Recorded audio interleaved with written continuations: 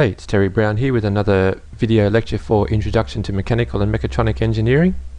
Today's video lecture we're going to look at design application again, and we're going to look at torque and rotation transmission, and in particular we're going to look at different types of connections. In previous videos I've looked at power, torque and rotation transmission, looked at the different components, looked at doing some calculations, and in this video we're just going to look at the connections and types of connections that you can use to transmit the power between those components. So here's an example of some of the ways that we can transmit power, so let's have a look at those in a bit more detail. And just note that the PDF of these PowerPoint slides is available on UTS Online for students currently enrolled. Alright, let's get into it. The following slides provide some examples of methods of transmitting torque and rotation from or to shafts and other connected transmission components, for example gears, pulleys, wheels and turbines. These examples are provided to help you with your thinking of ideas for prototyping and design and build projects, and you'll cover these applications in more depth and detail in later subjects, but we just wanted to give you a bit of an introduction here in Intro to Mech, and to also help you with thinking about how you might go about designing and building your prototyping project for this subject. As a general guideline, there should always be a positive mechanical connection between the components. So what that means is that you should mostly avoid connections that just rely solely on friction or adhesion. And I know a lot of students think they can just put some glue in between the transmission components, so a pulley on a shaft.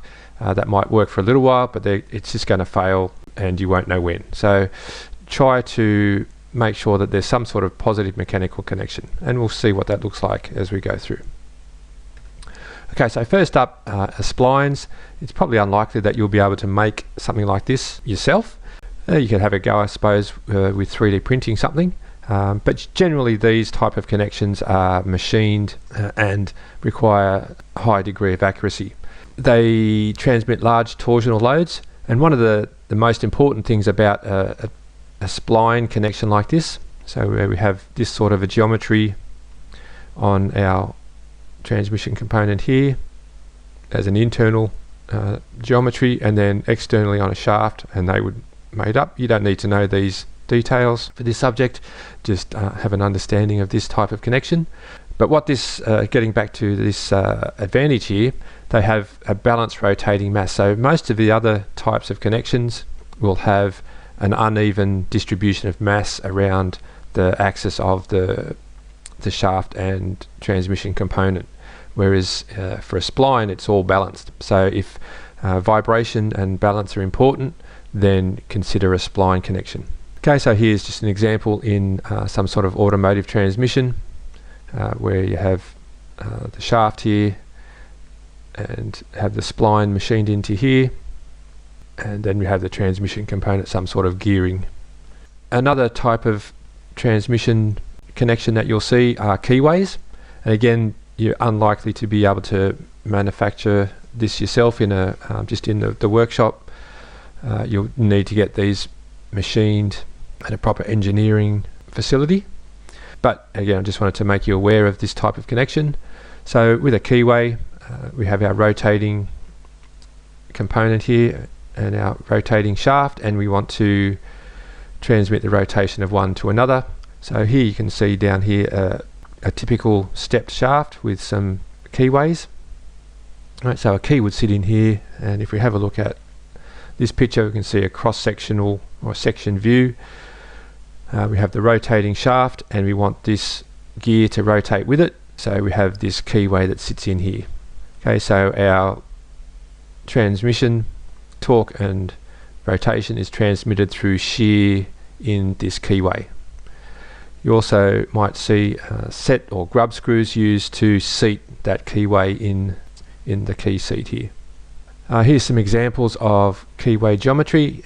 You don't need to know all of these details. I've just provided these here just as a heads up to see the different types of keyways that you may use, and you'll learn about this more as you go through your engineering career, and how you choose and why you would choose the different types.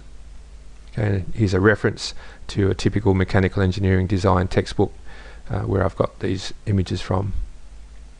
Okay, so the other type of torque and rotation transmission connection is via pinning, and this is something that you will be able to approximate in the workshop if you want to. Here's our shaft. We want to transmit the rotation of the shaft through to the gear or vice versa. So if we didn't have this pin here, this gear would just rotate around on the shaft and the shaft wouldn't rotate. So if we have a hole through both and then we stick the pin through, then we're going to transmit that torque and rotation through the shear plane in the pin here. Okay, I've shown you 3 different types here, just a straight cylindrical pin. We can also have taper pins, and here we have a spring pin where there's this slot down the side, so we can squeeze it and it has a bit of flexibility, so it's like a spring here. Again, you can refer to the mechanical engineering design textbook for more details. Okay, so to design these properly, you would need to do all your calculations and so on. They transmit relatively large torsional loads, and the pins would be designed to have a known shear strength, so they'd be designed to fail at a known load to protect against overloads being passed through to expensive components in the system. Okay, whereas a pin here is relatively cheap and easy to replace, and if it fails, and we design in the size of the pin so that it would fail at a known load. Okay, so for your prototyping, I'll show you a way to approximate something like this. All right, and that's with the use of split pins.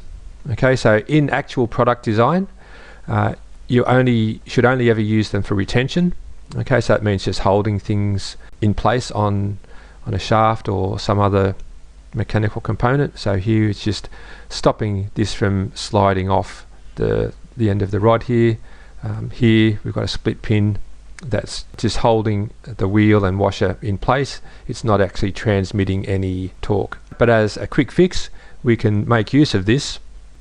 We can make use of this as a quick fix to approximate a properly designed pin as shown in the previous slide, and we'll show you how to do that in the workshop. I've got some examples in there.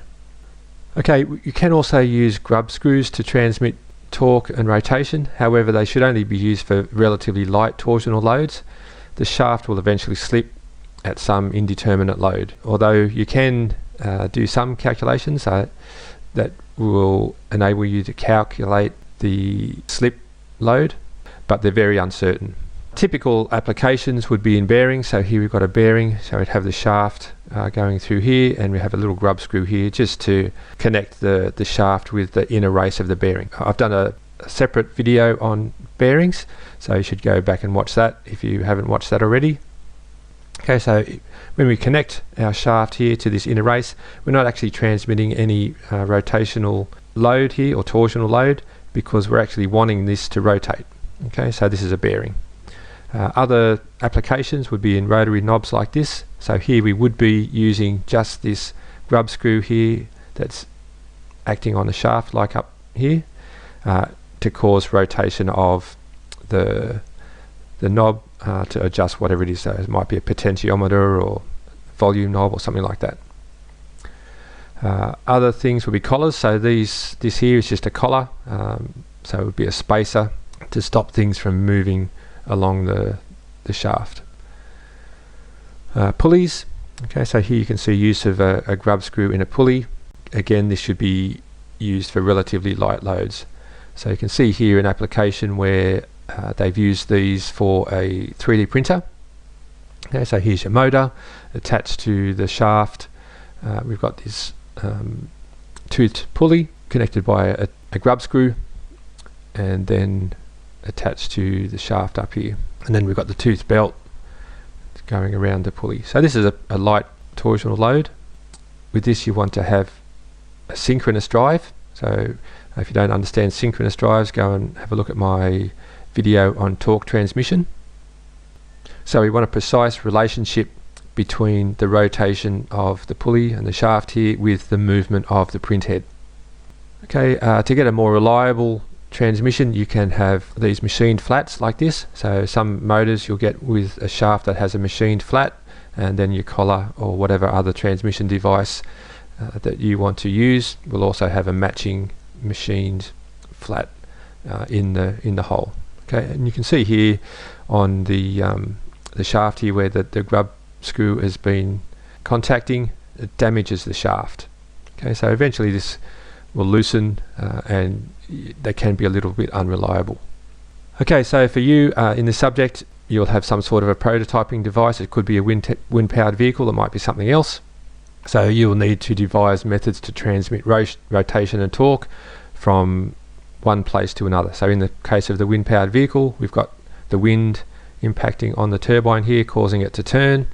We need to transmit that torque and rotation from the turbine to the shaft and then down to these wheels somehow. Okay, so we need to get some traction down here to cause the vehicle to move along.